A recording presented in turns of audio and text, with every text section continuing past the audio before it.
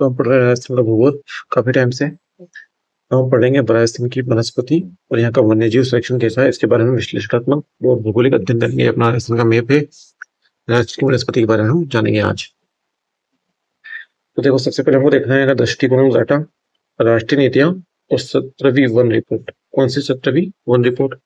वनों का वर्गीकरण प्रशासनिक और भौगोलिक आधार पर, राजस्थान की वनस्पति और हरित संपदा, यहाँ के वृक्ष, राज्य प्रतीक और घास, और यहाँ के वनों को संरक्षण करने के प्रयास में क्या क्या है, कार्यक्रम, पुरस्कार और अधिनियम क्या क्या है, उनके बारे में चर्चा करेंगे। सो हम पढ़ेंगे राजस्थान की वन नीतियां। तो देखो, पहली वन नीति कब आई थी? 1894 में। 1952 में स्वतंत्र भारत की पहली वन नीति 1952 में। उसके बाद 1988 में एक और वन नीति आई थी, और लक्ष्य था 1988 की नवीनतम वन नीति का देश में कि 33% भूभाग पर वन हो, जिसमें से पर्वतीय भाग पर 60% और मैदानी भाग पर कितना हो, 20% का होना चाहिए वन होना चाहिए। राजस्थान में पहली वन नीति आई है 18 फरवरी 2010 को, क्योंकि राजस्थान मैदानी इलाका है तो 20% भौगोलिक भाग पर वन की बात कही गई। 18 फरवरी 2010 को राजस्थान की वन नीति आई है। और राजस्थान की इको टूरिज्म पॉलिसी 4 फरवरी 2010 को आई थी प्रथम, और वर्तमान में 2020 में आई। ठीक है, राजस्थान की प्रथम वन नीति आई है 18 फरवरी 2010। वन नीति राजस्थान 18 फरवरी 2010। इको टूरिज्म पॉलिसी 2020 वाली चल रही है, और पहली आई थी 4 फरवरी 2010 को। कुल 20% भूभाग पर वन होने चाहिए। अब हम वन संरक्षण संस्थान forest survey of India Dehradun प्रति 2 वर्ष में एक रिपोर्ट जारी करता है। इसकी रिपोर्ट 2021-17वीं रिपोर्ट के बारे में अध्ययन कर लेते हैं। कुल वन क्षेत्र कितना है? 7.43% है। इसमें से फॉरेस्ट कवर्ड कितने हैं? 4.87%, और ट्री कवर्ड कितने हैं? 2.56%। ये याद रखना, परसेंटेज ही पूछता है अधिकतर। कुल वन क्षेत्र 7.43% है, 4.87 फॉरेस्ट है, और ट्री है 2.56 तक। ये इंपॉर्टेंट है। अब जो अगली स्लाइड है अपनी इंपॉर्टेंट है। पहले सबसे पहले बढ़ लेते हैं, सर्वाधिक क्षेत्रफल वन कहाँ पर है? सर्वाधिक क्षेत्रफल है उदयपुर में, उसके बाद अलवर में, फिर है प्रतापगढ़ में और बाड़ा। उदयपुर, अलवर, प्रतापगढ़ और बाड़ा। ठीक है, लेकिन परसेंट देखें तो उदयपुर में 23.49, उदयपुर के बाद प्रतापगढ़, सिरोही और करौली। तो ऐसा हमको पता चलता है कि सबसे ज्यादा वन कहाँ पे है? उदयपुर में है, परसेंटेज में भी और एरिया में भी। लेकिन परसेंट देखें तो उदयपुर, प्रतापगढ़, सिरोही और करौली। उदयपुर, प्रतापगढ़, सिरोही और करौली परसेंटेज वाइज। और अगर क्षेत्रफल वाइज देखें तो उदयपुर, अलवर, प्रतापगढ़ और बाढ़।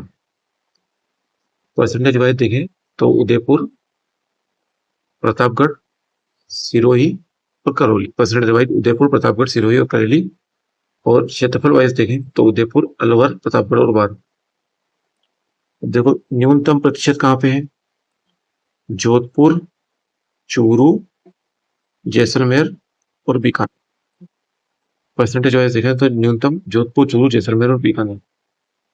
जोधपुर, चूरू, जैसलमेर और बीकानेर परसेंटेज वाइज देखें। और क्षेत्रफल देखें तो चूरू में सबसे कम है, हनुमानगढ़ में, जोधपुर और गंगानगर। ये अलग अलग करके याद रखना पड़ेगा ना, इसका कोई सोल्यूशन नहीं है, ऐसे याद रखना पड़ेंगे। 4-5 बार पढ़ो तो याद होंगी।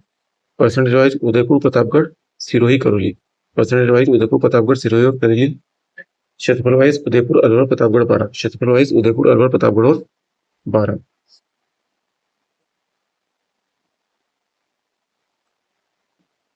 और न्यूनतम देखें तो प्रतिशत जोधपुर में है, फिर चूरू, जैसलमेर, बीकानेर। और यहाँ पे क्या? चूरू, हनुमानगढ़, जोधपुर, गंगानगर। चूरू, हनुमानगढ़, जोधपुर, गंगानगर याद रखने पड़ेंगे ऐसे। राजस्थान वनों का वर्गीकरण और प्रणाली। तो कुल रिकॉर्डेड फॉरेस्ट कितना है राजस्थान में? 32,32,862.5 किलोमीटर स्क्वायर, 9.60%। लक्ष्य कितना था? 20% का। तो रिकॉर्डेड कितना है? 9.60% रिकॉर्डेड है। 32,862। इनमें से अभी पढ़ेंगे, देखेंगे कितना क्या है। अभिलेखित वन कितने हैं? 9.60% रिकॉर्डेड है। दो तरीके से वर्गीकरण है। राजस्थान वन अधिनियम 1953 के तहत 3 भाग है, और तापमान और वर्षा के आधार पर 5 भाग है। एक होता है प्रोटेक्टेड, एक होता है रिजर्व्ड, एक होता है अनक्लासिफाइड। सबसे कम है अवर्गीकृत वन 6.52% और सर्वाधिक अवर्गीकृत वन है बीकानेर में, जहाँ पे कोई प्रतिनिधि नहीं। उसके बाद है आरक्षित वन, 37% भूभाग पर आरक्षित है, जहाँ पे लकड़ी काटने और पशुचारण पर पूर्ण प्रतिबंध है, और सर्वाधिक आरक्षित वन है उदयपुर में। वो प्रोटेक्टेड है 56.43% पर। यहाँ पर सीमित अनुमति है लकड़ी काटने की और पशुचारण की। 12 में सबसे ज्यादा प्रोटेक्टेड वन है। तो 3 प्रकार के वन है, आरक्षित, रक्षित और अवगीत। अनक्लासिफाइड 6.53% पर, प्रोटेक्टेड है 56.43 पर, और रिजर्व्ड है 37.50 पर। रिजर्व 37, प्रोटेक्टेड 56 और अवगीत 6.25 पर।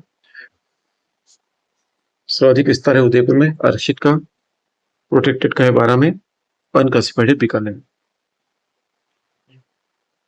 ठीक है, ऐसे अपन याद रख सकते हैं। क्या रख सकते हैं, देखो जरा, याद रख सकते हैं कि 56.53 तक क्या है,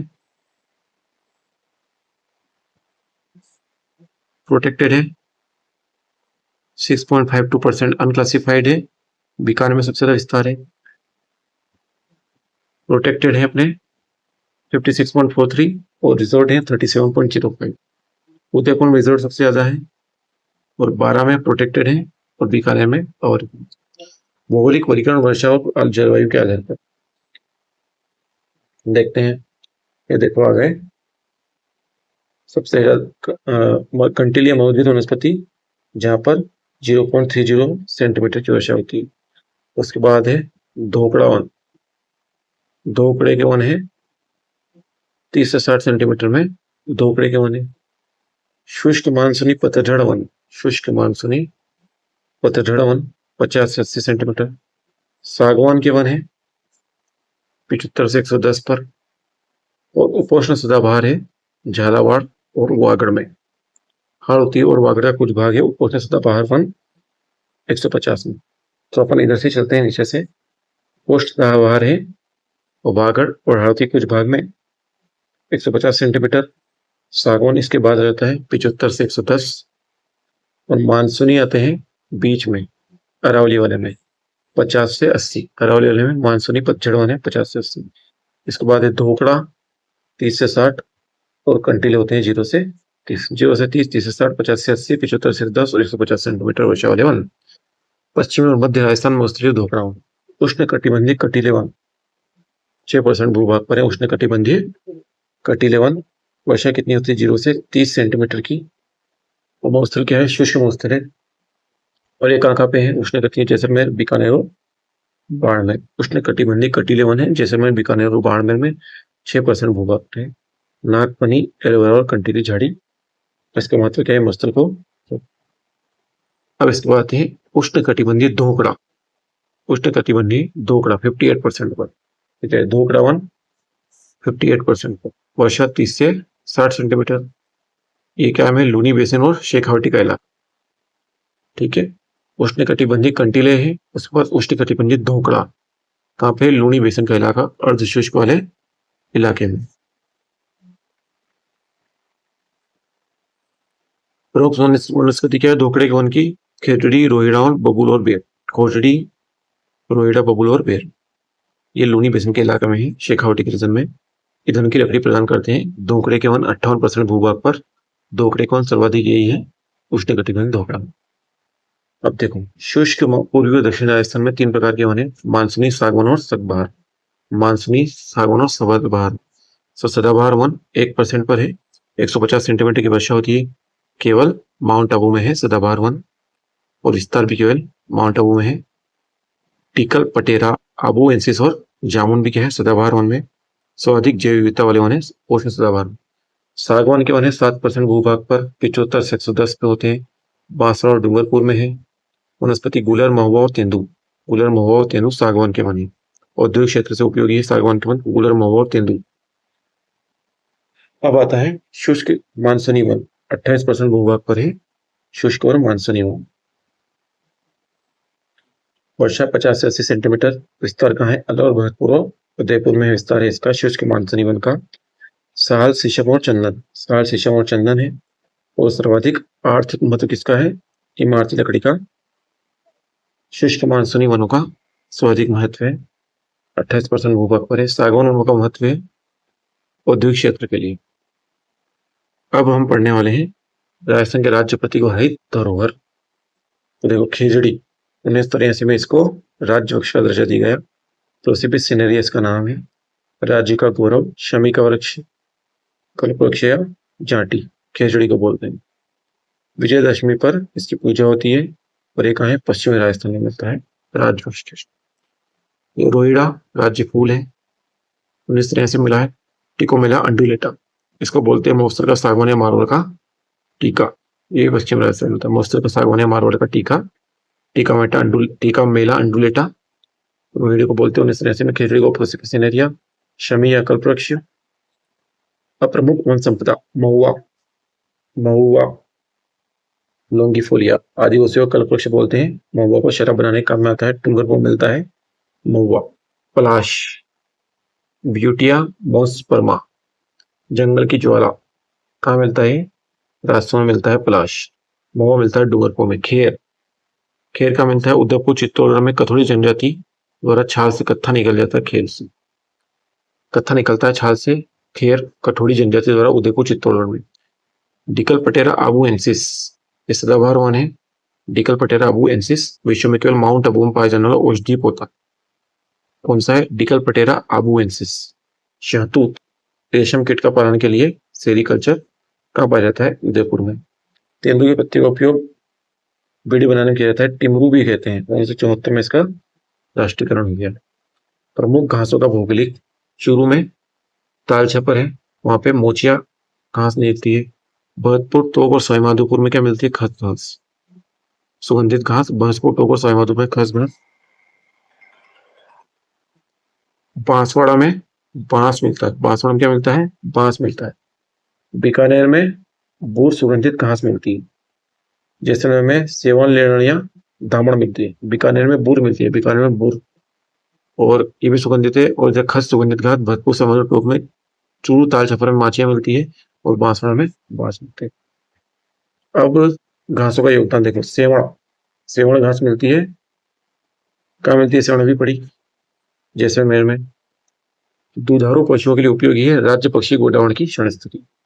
बांस, स्वाधिक लंबी घास है, आदिवासियों का हरा सोना कहलाती है। खस घास सुगंधित होती है, शराब, शरबत और इत्र बनाने में उपयोग किया जाता है। धामण, पश्चिमी राजस्थान में दुधारू पशुओं के लिए उत्तम चारा धामण। वानिकी और वृक्षारोपण, महोत्सव वृक्षारोपण कार्यक्रम 10 जिले में 1987, 88, 77, 78 में चालू है। महोत्सव वृक्षारोपण कार्यक्रम केंद्र राज्य में 75, 25, 10 जिलों में फैला हुआ है। इसके बाद 1991 में है ऑपरेशन खेजड़ी, खेजड़ा मत्स्यग्रहण को रोकना। ऑपरेशन खेजड़ा के अंतर्गत 1991 में। 1992 में अरावली वृक्षारोपण योजना आई, जापान ओईसीएफ के सहयोग से। अरावली वृक्षारोपण योजना 1992।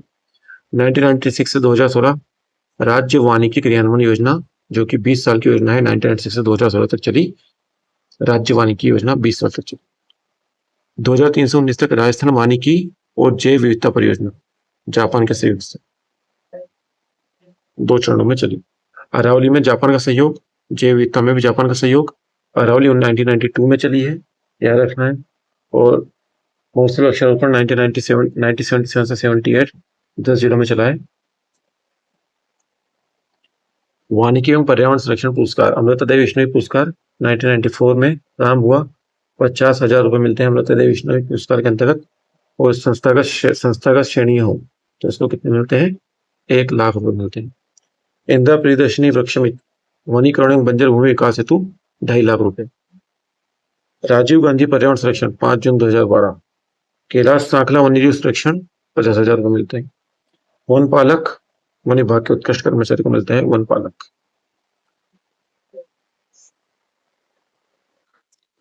तो हम आगे पढ़ेंगे अब पर्यावरण एवं वन्य जीव संरक्षण अधिनियम कानूनी ढांचा, जो लीगल इसका फ्रेमवर्क है वो देखते हैं हम अपने। 1972 में क्या आया? वन्य जीव संरक्षण। 1973 में क्या है अपने पास? बाघ टाइगर संरक्षण। 1993 में सबसे पहले सारे जीवों की रक्षा गई, फिर एक टाइगर की रक्षा 1973 में। टाइगर के बाद आया मगरमच्छ 75 में। अब इन सब की रक्षा करने वन संरक्षण संशोधन 1980 में आया और संशोधन हुआ 1988 में। पर्यावरण संरक्षण नीति आई है 1986 में। हाथी आया है 1992 में। और देखो जब बायोडायवर्सिटी नया कॉन्सेप्ट है 2002 में आया है और डॉल्फिन आया है 2009 में। तो ये कुछ चीजें हैं जो अपने को ध्यान रखनी चाहिए। डॉल्फिन 2009 में, जैव विविधता 2002। सबसे लेटेस्ट क्या है? डॉल्फिन 2009, 2002 जैव विविधता, हाथी 1992, पर्यावरण संरक्षण 1986, वन संरक्षण संशोधन 1980 संशोधन 1988 में, मगरमच्छ 1975 में, बाघ है 1973 में और वन्य जीव संरक्षण 1972। महत्वपूर्ण संरक्षण संस्थान और पार्क। तो देखो कौन कौन संस्थान महत्वपूर्ण? काजरी जोधपुर में है 1959। Central arid zone research institute है जोधपुर में, स्थापना हुई 1959। आफरी भी जोधपुर में है, ये क्या है 1988 में जोधपुर में। सबसे पहले काजरी बना है 1959 में, फिर आफरी बना 1988 में। अब राजस्थान में 5 बायोलॉजिकल पार्क है। सज्जनगढ़ उदयपुर में है, सज्जनगढ़ उदयपुर। Machia safari Jodhpur, Machia safari Jodhpur. नाहरगढ़ जयपुर, अभेड़ा कोटा और मरुधरा बीकानेर। तो ध्यान रखना है, कोटा का अभेड़ा बायोलॉजिकल पार्क है, मरुधरा बीकानेर बायोलॉजिकल पार्क है, नाहरगढ़ जयपुर बायोलॉजिकल पार्क है, Machia safari Jodhpur biological park है और सज्जनगढ़ उदयपुर बायोलॉजिकल पार्क है। अब थीम पार्क क्या है? कैक्टस गार्डन कहाँ पे है? कुलधरा जैसलमेर में क्या है? Cactus garden. बटरफ्लाई पार्क कहाँ पे है? जयपुर में। जयपुर में क्या है? Butterfly park. और मंकी वैली क्या है? गलता में। बटरफ्लाई पार्क भी जयपुर में, मंकी वैली भी जयपुर में। Cactus garden Jaisalmer. काजरी 1959 जोधपुर, आफरी 1988 जोधपुर, सज्जनगढ़ उदयपुर, माचिया सफारी जोधपुर, नाहरगढ़ जयपुर, अभेड़ा कोटा और मरुधरा बीकानेर बायोलॉजिकल पार्क। पर्यावरण और वन्य जीव कैलेंडर। देखो फरवरी 2 को होता है विश्व आर्द्रभूमि दिवस। फरवरी में क्या होता है? विश्व आर्द्रभूमि दिवस। वेटलैंड्स डे होता है, वर्ल्ड वेटलैंड डे फरवरी 2। फिर एक बात आता है मार्च 21 विश्व वानिकी दिवस और मार्च 22 को जल दिवस। पौधा में जल दे दो। फरवरी 2 में विश्व आर्द्रभूमि दिवस, उसके बाद मार्च 21 को विश्व वानिकी दिवस और मार्च 22 को जल दिवस। अप्रैल 22 को विश्व पृथ्वी दिवस, अप्रैल 22 को विश्व पृथ्वी दिवस और मई 22 को जैव विविधता दिवस। मई 22 को जैव विविधता दिवस, अप्रैल 22 को पृथ्वी दिवस और मई 22 को जैव विविधता दिवस। 5 जून पर्यावरण दिवस सबको पता है। 1 जुलाई से 7 जुलाई तक वन महोत्सव सप्ताह मनाया जाता है। 1 जुलाई से 7 जुलाई तक वन महोत्सव सप्ताह मनाया जाता है। सितंबर 16 में क्या मनाया जाता है? ओजोन दिवस। और अक्टूबर में आते हैं अपने 1 से 7 अक्टूबर वन्य जीव सप्ताह, 1 से 7 जुलाई वन महोत्सव और 1 से 7 अक्टूबर वन्य जीव सप्ताह होता है। ठीक है, तो एक बार फिर से देख लो क्या होता है।